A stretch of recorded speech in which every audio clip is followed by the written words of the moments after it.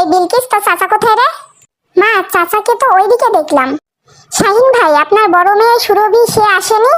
সুরভি আর জামাই তো লন্ডনে থাকে, আসতে পারেনি বিয়েতে। শাহিন ভাই, সুবর্ণাকে বিয়ে দিচ্ছেন, জামাই কি করে? শাহিন ভাই, তাহলে আমরা চলে গেলাম, কালকে সকাল সকাল চলে আসবো। জান, বাড়ি থেকে যে নাচ প্র্যাকটিস করলাম, নাচতেই তো পারলাম না।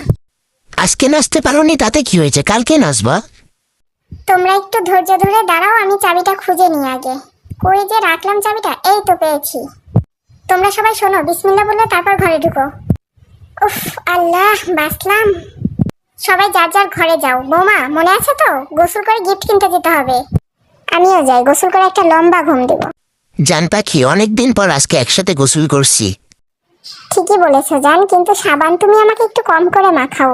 তোমাকেও বেশি করে সাবান মাখিয়ে ভূত বানিয়ে দিব। আমিও তোমাকে সাবান মাখিয়ে ভূত বানিয়ে দিব, দাঁড়াও।